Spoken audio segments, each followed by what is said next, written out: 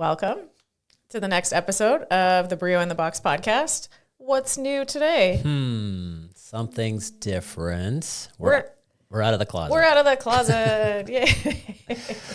We upgraded. The podcast got an upgrade. We are in a real room now. Look at all this space we have. I know.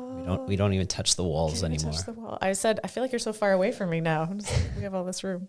Yes, thank you to you. Thank you to David Riley, resident handyman. Yeah. Who we're in the process of just changing spaces in our house. Like big time spring cleaning. Big time. I think people should be forced to move every 7 years just to make you go through all your shit and reevaluate how you use your space. We've been living in our house for 8 years, so it was time.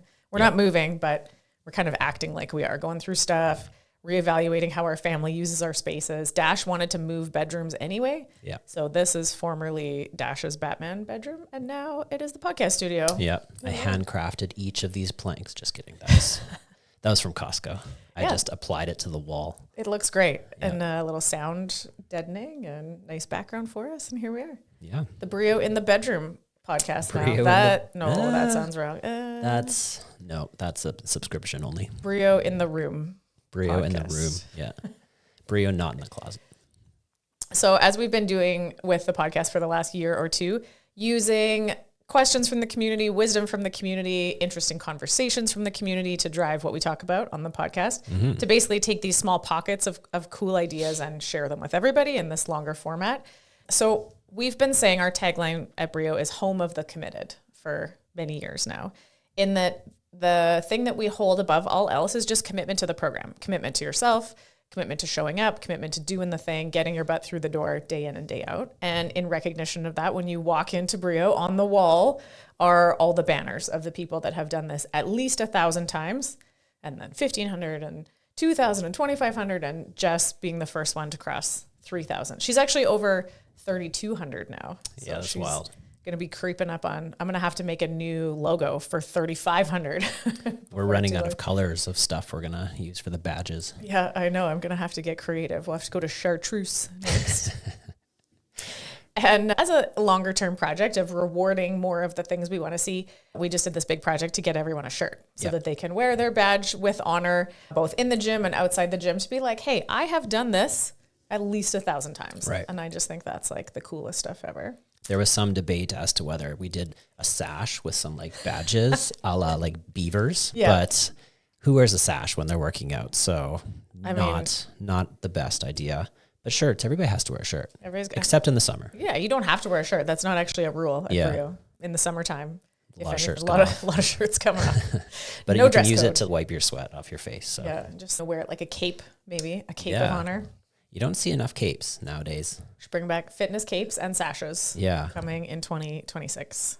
Incredible is that. What's that lady's name? No capes. Yeah. What's her name? Edna. Edna would say no capes, but we're not saving lives. We're just, I guess we are saving lives. We are saving lives, actually. One saving your own lives. Yeah.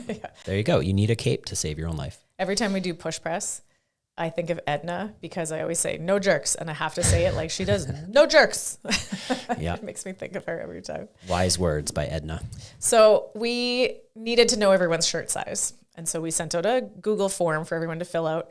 And in the process of saying, hey, I got a project on the go, I need to know your shirt size, we also asked people some questions to try to tap into the wisdom of these amazing people. There are now 75 of them that have done this at least 1,000 times. And consider that most people, like 97% of people or something like that start an exercise program will just quit. Mm-hmm. So there is something unique about these individuals that has made them part of the top percentage that has stuck with an exercise program for the long term.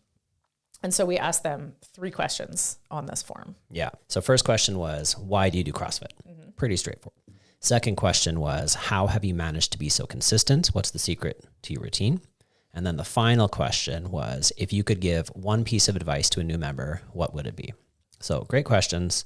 It's something that they've clearly figured out. So what are the answers? Where are these people coming from here? So let's start with why do you CrossFit? Mm-hmm. And we thought it would be fun to pull up. We have it in this big massive spreadsheet and look for themes, common themes, some of the specific quotes that we thought were either really insightful or hilarious, and tap into the wisdom of these awesome people. So in why do you do CrossFit, which we've asked as a question of the day in the gym as well. And I think it's worth pointing out, not a single person said anything related to competition or external validation in any sense whatsoever. Yeah. So absolutely no one that sticks with this for the long term is doing this to see their name in a particular place on a leaderboard. Right. So as much as the outside perception, if people know things about CrossFit, it's often related to the CrossFit Games because that's what a lot of the media is about. The day-to-day of what's happening in the affiliate and the people that are showing up day in and day out, it's not that. It's not the sports side. And I think for the people that are out there that is something they're driving towards, it's a temporary goal. Mm-hmm. You're not going to do this for 20 years, always intending to go to the CrossFit Games. I think that has a certain amount of time before you're kind of over it and you just want to move on to other things. And the CrossFit Games athletes that have now aged out of the CrossFit Games are doing it for the right reasons, and the reasons that we're going to kind of talk about. Yes. Okay. So themes of why do you do CrossFit? What stood out to you when we look at the responses? The most common one for sure was to improve or keep my physical and mental health. Mm-hmm.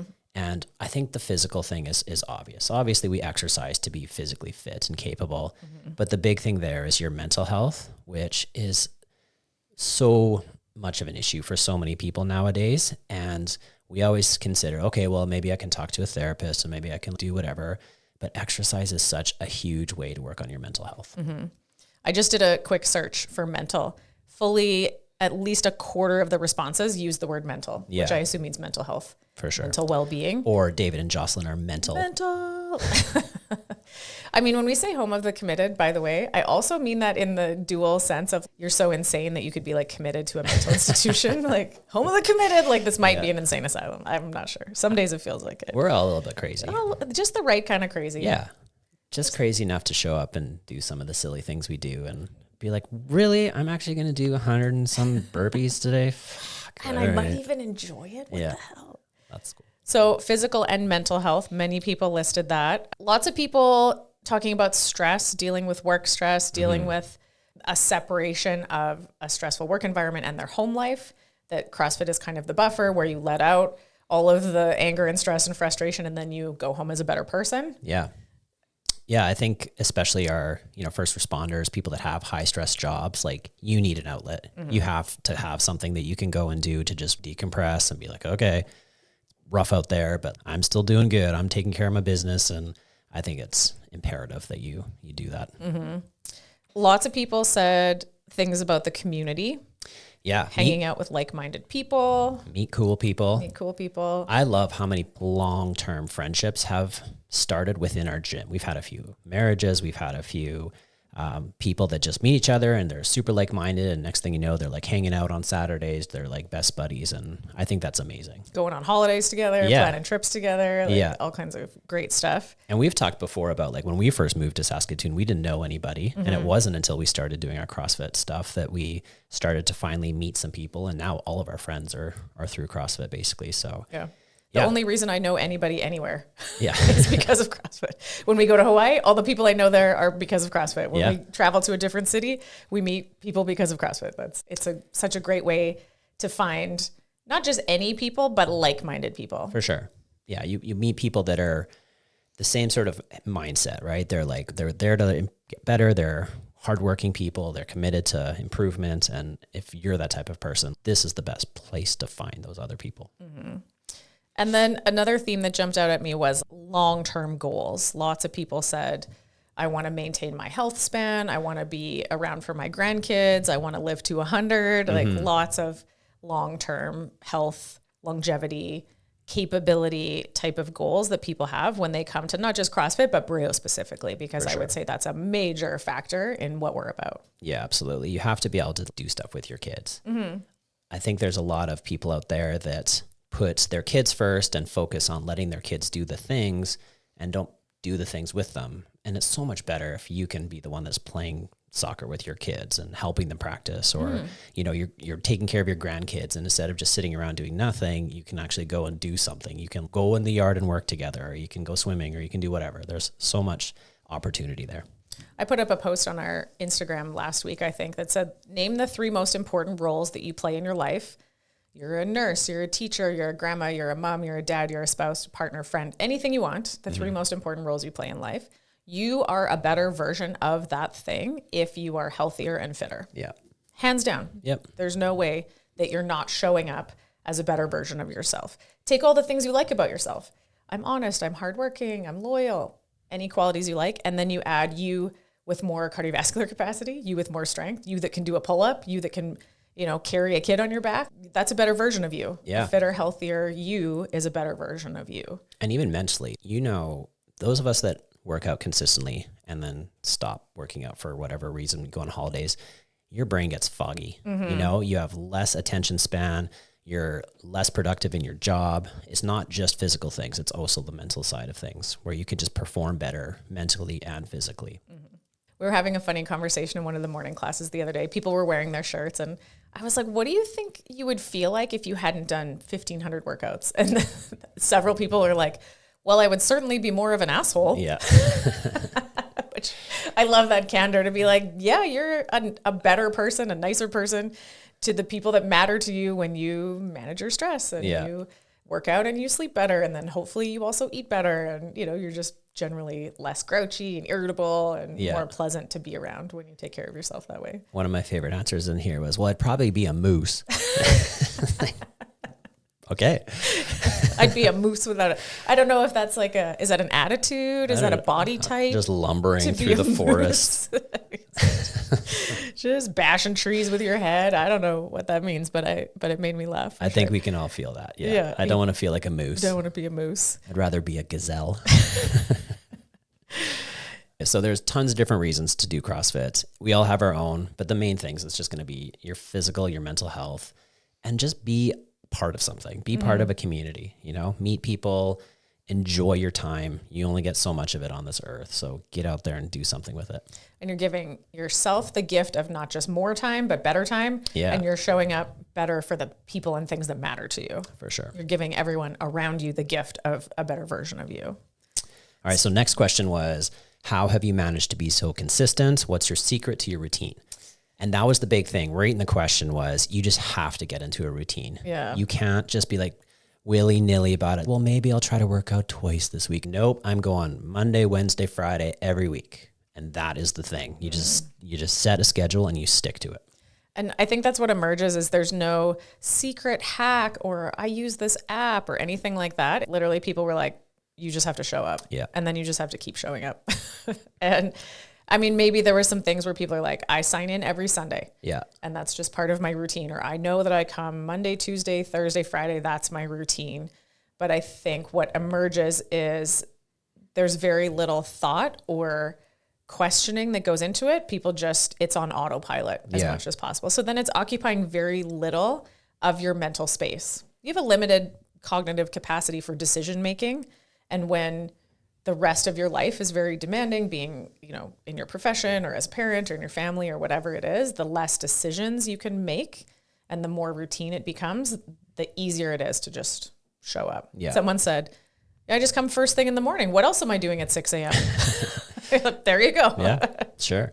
I think we all make appointments, right? You make a doctor's appointment, you make a hair appointment, whatever it might be. You look at your schedule and you be like, this is the time I'm available. I book my appointment. And then you just stick with that appointment. You're not like, oh, well, it turns out I actually want to go to pottery instead and I'm not going to go for my doctor's appointments. No, you made that appointment way in advance. You're going to just make it part of your schedule. Same thing with the gym. You just do that way more often than your hair appointments. You're going to be like, okay, this is what my schedule will allow. I'm going to make it work. Mm-hmm. I believe it was Jimmy that called it, don't hit the cancellation button of shame. Yeah.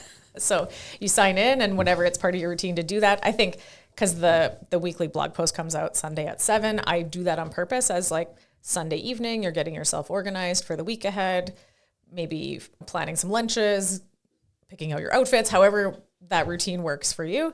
You look at the workouts, you sign in for classes, and that's just part of setting yourself up for success for the week. And then keep your finger off the cancellation button of shame. We have a good feature when we're doing our schedule thing where you can cancel or you can reschedule. And I think if you can just commit to be like, okay, something came up, I can't make it now, but I'm not going to cancel it. I'm going to reschedule for this time that I know I'm available. Then you've got your 3 or your 4 or whatever in each week. So don't cancel, just reschedule if you have to. And if you have a habit of lowering or moving the goalpost for yourself, of giving up on yourself, and honestly, that's something that people struggle with tremendously. I don't mind if you keep me in the back of your head as being judgmental. That's okay. I'm willing to be the bad guy in the back of your head to be like, don't do that. Jocelyn will be mad at me if I cancel this class. Like I tell people, I notice. I can look at who cancels and how often and when. And if it helps you commit to the things you committed to know that Jocelyn's going to see it if I cancel this class right now, that's fine. Yeah. I don't mind being the bad guy. That, you know, I always tell the 6 a.m. class this. I look the night before at how many people are signed in. And then I look when I wake up at about 5 a.m., how many people are signed in. And then we see how many people show up at 6 a.m. And kudos to this community that most often an extra person shows up. Yeah. That we don't have this problem of, oh my God, 15 people signed in and only 6 showed up. We actually had a discussion with a bunch of affiliate owners at a level 2 recently, and they were asking me and the other staff member as affiliate owners, like, what do you guys do with this problem with people just like signing in and not showing up? And I was like, people sign in and they don't show up. Tell them to be grown-ups, be adults, and do the things they said they were going to do. And I think that just becomes part of the culture. Somehow we never have implemented like cancellation fees or punishments or anything like that, other than just, I'll write your name on the board. And if you no-show for the class, it's getting crossed off and people will see it all day that happened. And once in a while life happens. But if people see 3 out of 7 days your name is crossed off on the board, there's a little social pressure. There's a little accountability to that. That's what your friends are for. That's what your community is for, is that accountability. People will notice and will ask you to ask better of yourself. For sure. And I think we've been through phases where we had more of a problem with that. But now that we've gotten to the point where our community is very strong and we have a lot of consistent people coming at the same time every morning, one of the other answers that was super common was the fun people make it easier to go. So I think as soon as you start to get to know people and you build those little relationships within your class time, they're more fun to be with. So that makes the whole process better. But then when you don't show up, they're also like, hey, where were you yesterday? You know, I thought you were coming at 6 a.m. And you're like, fuck, that alarm hit hard or whatever. You're going to hear about it in the group chat, basically. So now instead of just having to be on it for yourself and for us, it's also your community, your friends that are counting on you to show up and be part of the fun. And we don't have a client success manager or anyone that does the follow-ups, because the community is self-reinforcing for exactly that reason. You get yourself some gym buddies, you tell them like, hey, see you tomorrow. And then they're like, hey, you said, see you tomorrow. Where were you? And you know that somebody cares, you know that you're missed when you're not there. If you get sick for a while, people will notice that you're absent and they'll be happy to see you when you come back. And we just had somebody come back after kind of a hiatus after having a baby. And she was like, I just love this place. She's like, everyone when I walked in was like, hi, and happy to see you. She's like, nobody's acting salty and judgmental about like, where you been or giving her a hard time. She's like, what a great place to come back to. I'm like, well, heck yeah, everybody's happy to see you. Yeah. I think it's hilarious because if somebody that's normally there Thursdays at 7 a.m. or whatever isn't, I'll be like, oh, where's so-and-so? And 3 people will be like, oh, they had hockey, or, oh, they're on holidays, or, oh, and it's like, everybody just knows each other and what's going on. So as much as that can be a bit of an intimidating thing coming into it, everybody's welcome to be a part of that. Yeah. And it just takes a little bit of time and a little bit of putting yourself out there, and you start to get to know those people. And then you have that structure, that reinforcement of, be here and show up and do the thing. And it circles back to where we started, which is like, you just show up and then you just keep showing up. And there's no secret beyond that of how do you get to know people? You just show up and then you just keep showing up. Yeah, for sure. The last point that was notable in there was enjoy it, but go even when you don't. Yeah. Right? There's lots of workouts that people like and they show up for and they're great and they have a good time. But you have to also show up for the ones that you don't want to do. Those ones where you read it and you're like, oh no, I don't want to do that one. I did a thruster workout the other day just because I had multiple people be like, so rest day tomorrow. And I was like, damn it. You have a reputation. I know. So we all have our things, and it's fine to have your thing that you hate, but you still got to do it once in a while. Yeah. For the goals that people listed is why do they do CrossFit? Physical and mental health, longevity, health span, to play with my grandkids, all those things. Deadlifting, squatting, sprinting, getting up and down off the floor are not optional. Those things are not optional. They are necessary to achieve the goals that people have said they have out of their own lives. And so therefore, our job as professional coaches and caretakers of the community is, we're going to try to teach you how to do those things the best that you can and the safest that you can. We'll reduce the risk of injury, but it's not zero. It's never going to be zero. And then we'll try to make it as fun as we can. And the workouts and the music and the community and the warm-ups and all that kind of stuff, we'll do our best to make it as fun as we can most of the time. But even when it's not fun and even when it sucks, it's still necessary. You still have to do it. And so the community and the accountability can hopefully carry you through those rough patches that you might have for whatever reason. If you're going to be committed to your fitness for life, I guarantee you will run into not just one, but probably several bumps in the road. Sure. Illness, injury, pregnancy, menopause, grief, all kinds of things will come your way through life. And working on your fitness will become no less necessary even when there's adversity in your life. And so as much as we will try to enjoy it most of the time, it's still necessary to do it even when you don't enjoy it. And even when things are going well, sometimes the thing that distracts you from CrossFit is you want to take on a challenge, right? You want to train for a high rocks, or you're going to do a marathon, or you're going to do whatever. And that's great.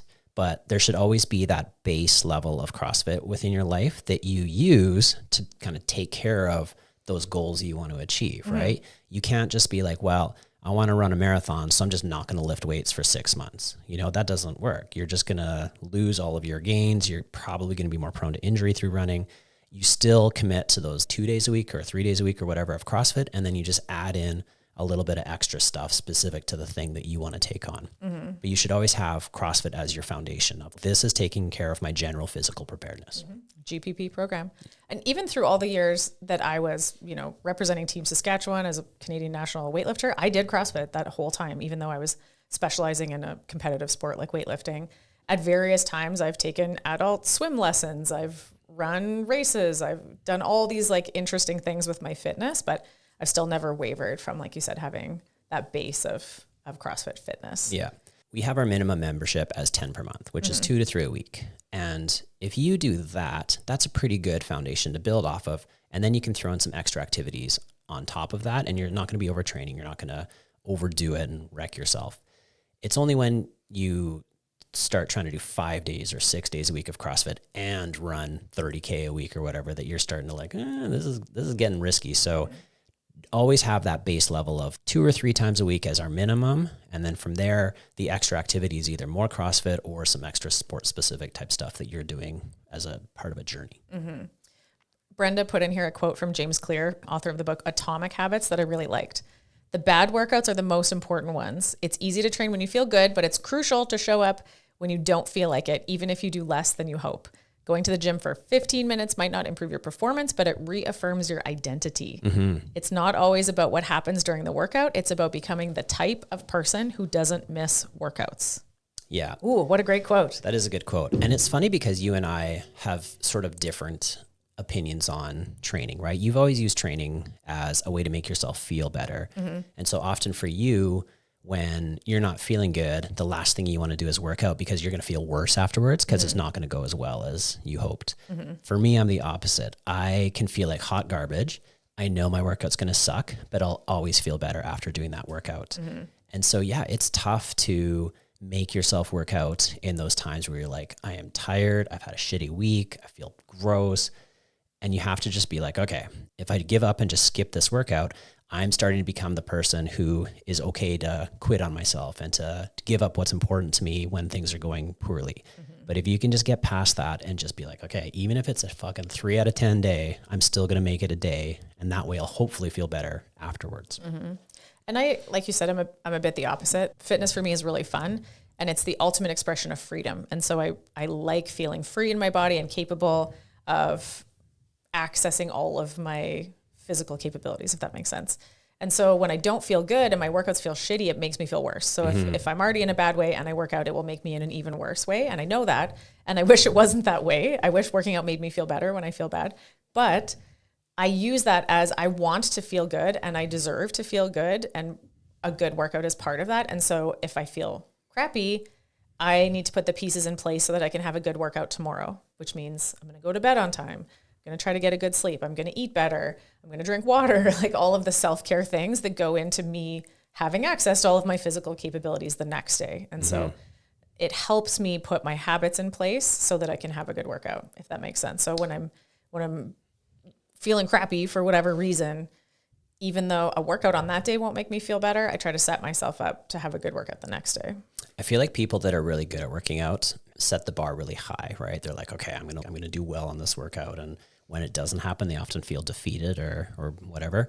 And then people that generally are just kind of like bumbling their way through life, like the way I feel when I'm doing thrusters, they have very low expectations. So it doesn't matter if you like DNF the workout or you have the slowest time on the board. You're like, well, yeah, I saw that coming, you know?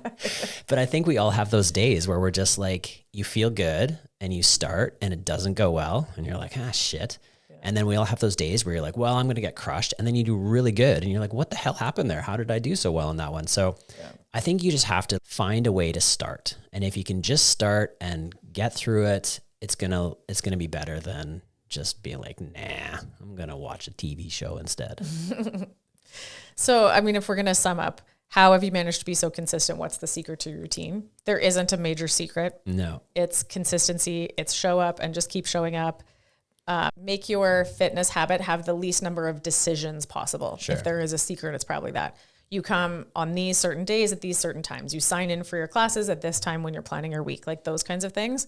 And then lean into the community, your friends, the accountability to make sure you show up, to give you a little bit of social pressure, to make sure you don't give up on yourself, and to carry you through the times where it sucks. Yeah. Final question. If you could give one piece of advice to a new member, what would it be? A lot of really good answers in here for sure. And I think it becomes a role when you elevate yourself to this certain level in the world of fitness and CrossFit and health. You figured something out. Mm-hmm. And now it becomes on you as a wise elder to try to help other people. You get yourself a certain point up the ladder, and your job now is to turn around and help pull someone up behind you. And so you're like, what do you know? What have you figured out? How have you made this happen? When, like we said, 90% of people give up on themselves within the first few months. Yeah. So advice for new members, what stood out to you? Probably the most common one was just start now. Mm-hmm. Like there's no wait till the new year or I need to get in shape first. It's just start today and be consistent and no more excuses. Mm-hmm. You just have to start. Yeah. Don't let perfect be the enemy of good enough. People often have these perfectionist, self-sabotaging type of mindsets of, well, I have to get in shape first and then I'll start CrossFit, or I have to finish this whatever and then I'll start CrossFit. I have to wait to be less busy and then I'll start CrossFit. No to all of those things, because I think you should start a new exercise program when things are the worst and you're the busiest, because if you wait until you're less busy in order to start your fitness habit, you're just implying that as soon as you get busy, you're going to give up again. Mm-hmm. So that's not what you want. You got to figure out how to make it happen in the worst of times, like we just talked about. The best of times and the worst of times. Yeah. A lot of, you have to give it at least 6 months kind of thing. Like you have to, it's going to suck. It's going to suck for the first, like our workout crushed us the first time around, you know, and we considered ourselves to be pretty fit going into it, and then got absolutely devastated and realized that, oh, fitness isn't what we thought it was. There's so much more there than we were expecting.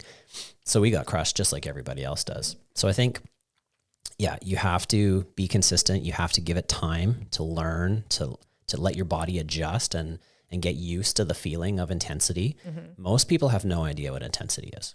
Yeah. They just sort of go through life doing what they think is hard, and then they show up and they do their first CrossFit workout and they're like, oh, wait, what? That was way harder than I was expecting. Yeah. And part of it is when you work out on your own, you rarely push yourself as hard as if you're working out with a bunch of other people. Mm-hmm. Another big one, speaking of working out with other people, is no one is watching you, right? You're just there doing your thing and they're doing their thing, and nobody's staring at you being like, what's up with that girl? They're too busy wrecking themselves doing thrusters and burpees to pay attention to what you've got going on. So you just need to focus on yourself. Yeah. And the way I look at it is, if you have enough capacity to be able to look around the room and watch other people, you're not trying hard enough. You need to spice it up, because intensity means like you can't focus on anything else. Mm-hmm. You're just so focused on like breathing and doing what you're doing that you don't blinders are on. You don't pay attention to what's going on around you. Mm-hmm. And that balance of, it's called threshold training, of the fastest or the highest intensity, the fastest possible speeds you can sustain with good technique. Yeah. And so when you're out of breath and when your heart rate is high, you're still mentally engaged and moving with the very best technique that you can. That's no easy feat to stay mentally and physically engaged at a maximum at both. Yeah. I think, so working out in a community, like you said, working out with other people, you gain some energy and inspiration from the tribe. Nobody wants to show up in a room of everybody trying their best and be the person not trying their best. And that humans recognize, it's called social loafing, someone who's not contributing to the group. Kids as young as 3 or 4 can recognize social loafers. We got talking about this in the gym the other day about taking food to a potluck when you're a university student and you're broke and you scrape together a few bucks to bring something to the potluck. And people were like, there was always these students that would show up and not bring anything, but they would come and eat. And it drove everybody crazy because we recognize that's not how this works, man. That's not the social order. That's not the agreement we have here. We all contribute, therefore we all benefit. If you just show up and benefit with no contribution, people hate that. Yeah. And I think where that plays out in a CrossFit gym is that there's an unwritten expectation of we're all here to try our best. And maybe we're going to look stupid. And maybe we're going to look like we don't know what we're doing. And maybe we're going to sweat through our shirt or whatever. Maybe some spit's going to fly out of your mouth while you're trying really hard. But like, it's all okay because we're all contributing our best effort in that way. There's the circle of trust.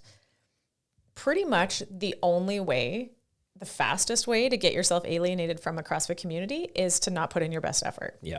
People recognize effort. People respect effort. And so often the hero of CrossFit, of the story arc of CrossFit, whether it's the games or the affiliate, isn't the fittest person, isn't the person with the fastest scores. That's cool. And people are like, wow, that's amazing. But that's not what endears you to the community. It's the people trying their best despite adversity.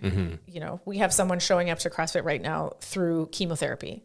That's like a hero of the CrossFit story, you know, like people that are there that need to lose 100 pounds, people that are there even though they just lost a loved one, people that are there with their foot in a boot, you know, the people that are showing up and giving their best effort despite the adversity are the people that truly endear themselves to the community. So like really, as much as nobody's watching you, really the only thing people would get a sense of is your effort. For sure. Nobody cares how fit you are. Nobody cares how coordinated you are.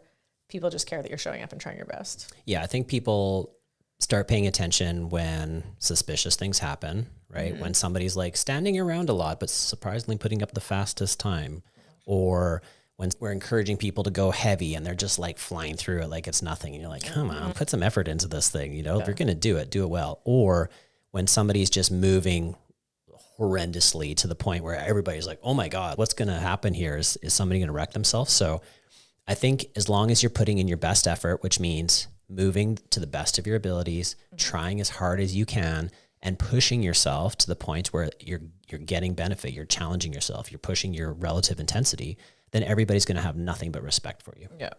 Show up, try your best, be cool. Yeah. A lot of people said something along the lines of leave your ego at the door. Yep. And I like this one. Enjoy the process of learning technique. Yeah. It's a never ending journey. Learning is fun. Yeah. And the thing is, we're generally learning this stuff later in life. Most people that start CrossFit aren't 12, you know, they're learning when learning is hard. So it's going to take some time, and you're probably going to have to do some work on your mobility to improve your mechanics. You're probably going to have to relearn how to learn movements because you haven't done this for 10 or 15 years, you know. The funniest one is when we try to teach people skipping, and I'll always be like, have you done much skipping in your life? And they're like, well, when I was in elementary school. I'm like, okay, cool. So this is going to be totally different because now your brain doesn't work the same way as when you were in when you were 9. grade 4. So it's such a straightforward, basic movement, but man, is it hard for people to figure out. And it's just basic, like tempo and coordination. It's just like learning a little mini dance kind of thing. But man, does it wreck people sometimes. It's just so hard to figure out the timing of it. I always tell people, once you figure out the timing, you figure out the coordination, it's fine. It's just going to take some diligence, some practice, and you just got to do it. Yeah, it's neat to conquer that thing. And so I think if we talk about effort endears you to the CrossFit community, a desire to learn endears you to the coach. Yeah. The fastest way to get the coach to hate you is to be uncoachable, to just be resistant to feedback, resistant to learning, resistant to trying to improve or do any better. Giving excuses. Yeah, like that kind of stuff. And that's all part of just being resistant to getting better, like uncoachable. Yeah. And the uncoachable athletes don't last long. I think they get that sense of not belonging to the community, and whether they have the self-awareness to know that that's a situation of their own creation from just being uncoachable. And I think, does that not extend from having too much of an ego, not leaving your ego at the door, which really is an extension of just being deeply insecure. Yeah. And so if you can just put all of that aside, all of that stuff is not helping you become a better athlete or a better person or have better physical or mental health. Just put all that aside, be there with an open-mindedness to learn and to try to improve and to try to get better. For sure. And we're all in this together. Another run in there that's really good is give all the high fives. Yeah, do all the high fives after the WOD. Yeah. I love that one. That's like those people in your class, they're your support structure, right? You guys are in it together. You're grinding. At the end of the day, again, scores don't matter. You put in your effort, you go around and you congratulate everybody on their effort, and you take that congratulations on yours. That's just such a huge part of it. And I love that our people are like, we don't even have to instigate it. They just take care of it themselves. And I feel like do all the high fives after the WOD. What that means to me, what I read that as, is lean into the community. Yeah. So if you show up, and I know it's like intimidating and scary to come into CrossFit, if you just let yourself engage with the community, lean into the nice people, don't come in and hide in the corner and not talk to anyone and be afraid. Like, I promise you, the people at BRIO are nice. Yeah. And if anyone is not, you tell me. They'll be out of here in a second. No assholes allowed. No assholes. No jerks. No jerks. More Edna. More Edna in our lives. No jerks. No capes. No jerks. And so I think that just means engage with the community. Yeah. Give positive feedback to other people and accept and take in the positive vibes that you get from them too. It's a give and take for sure. There's definitely different personalities. There's some people that are super outgoing and they're the instigators to talking to people. And then there's other people that are a little bit more reserved and they're not necessarily there to, talk to everybody and be the main focus of the class. But they're still very open to saying hi to people that say hi to them. And I think as long as we all go in with a understanding that we're in this together and it's a small group, it's a small class, you're going to meet some people, be ready to chat with people, then we're all going to have a good time. So as I'm scrolling through, one piece of advice you could give to a new member over and over and over again, people are like, just stick with it. Just keep showing up. Give it at least 6 months. Make sure you stick with it. Give it a fair shot. Like over and over, people are like, we acknowledge and we have to be honest that like, it's going to be hard in the beginning. And let's not sugarcoat that. Almost nothing that you're going to do outside of CrossFit is going to prepare you for this. No. As you said, we thought we were fit. We were not. Which it goes back to, I need to get in shape before I start CrossFit. It doesn't matter. Anything that you're going to spend your time on is going to be a waste of time. So if you spend 3 months doing your own stuff in the Globo gym, it's still going to be hard when you start. So you may as well start now. And then 3 months from now, you'll be that much fitter than if you wasted your time 3 months of doing other nonsense that didn't help you anyway. And lots of just positive things. Do your thing. Don't be intimidated or discouraged when you first start. Don't compare yourself to others. Like just keep showing up. Those kinds of things. This one says, you're lucky to be invited into a community dedicated to fitness. So You're lucky to be here. Yeah. Be here. And then, take advantage of all the positive vibes. Like we said, do all the high fives. Like you're lucky to be a part of this, to have found this cool, crazy, possible, insane asylum of people committed to doing fitness. Yeah. And lean into that. What do they say? You are the sum of the 5 people you spend the most time with. And so if you struggle with fitness, or you struggle with being committed to yourself, or you struggle with taking care of your own health and fitness, come surround yourself with 75 people that have figured out how to do this for the long term. Yeah, absolutely. Yeah, there's a lot of great people, and I think you're lucky to be part of that community if you decide to be a part of it. And the good thing is it's open to anybody. You just have to show up and do the work. Celebrate the little victories, which I think is important. And I think that goes in line with track your workouts. Yeah. Log your workouts. We provide a tool for free, Be on the Whiteboard. We try to get people doing that as a habit right from the start so that you see in measurable data, numbers, the rewards of your effort, the results of your effort, the things you can do now that you couldn't do 3 months ago. And we just did a press and squat test day.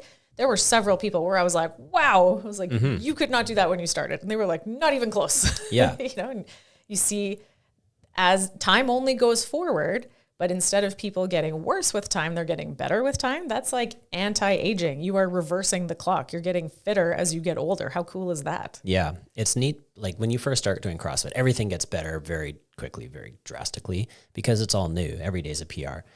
But what's cool is that even as you go on into like many years of this, you still have occasional things where they kind of surprise you, like you said, we did the press and back squat, and some of our long-term members were like, holy shit, I did heavier than I've ever done in my whole life.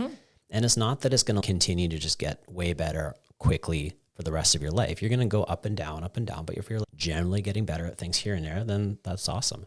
And it's those small victories. Somebody PR'd their strict press by 1.5 pounds, which counts. seems like nothing, but it is so hard to add weight to the strict press unless you really focus on the strict press.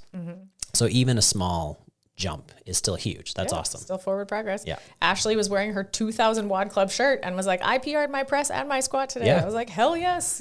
Still getting better over time. Yeah. Just dedicated to showing up, doing the thing. Somebody said in here, know your limits and then learn to push them. And I was like, ooh, I like that. Yeah, that's a good quote for sure. Yeah. Yeah, we all have our initial limits, but those should change, right? You should get better, and then you need to change what your limits are. If you just keep doing the same weight for 5, 10, 15 years, you're never going to get any better. You're just going to be at that same static point. So yes. And I think that circles back to enjoy learning technique, be there to learn. And that's how you push your limits as you learn better technique. Therefore, you can go faster. Therefore, you can lift more weight. You can do more reps. And you feel like safe in doing those things. You feel capable. You feel confident in your ability to push your limits when you're gaining knowledge and technique and mechanics as you go. Yeah.